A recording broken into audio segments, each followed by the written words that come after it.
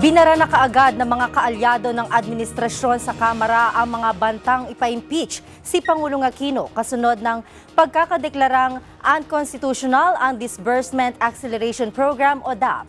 Nagkakaisa sina Speaker Feliciano Belmonte, Marikina City Congressman Miro Kimbo, Akbayan Representative Walden Bello, Quezon City Congressman Winston Castelo at Eastern Samar Congressman Ben Evardone na malabong magtagumpay ang anumang balak na isasampang impeachment complaint laban sa Pangulo.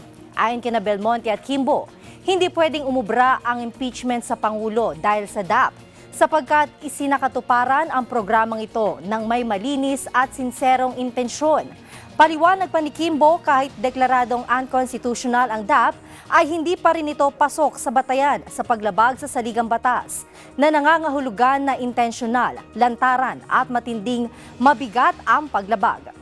Ayon naman kay Evardone, premature at walang basehan ang bantang impeachment sa Pangulo dahil unang-una, nakatulong ang DAP sa economic growth ng bansa matapos itong itustos sa iba't ibang programa. Idinagdag naman ni Bello na hindi pwedeng panagutin ang Pangulo at maging si Budget Secretary Butch Abad sa DAP dahil hindi naman retroactive ang Supreme Court decision at nagbigay linaw lamang ito sa status ng programa ng gobyerno.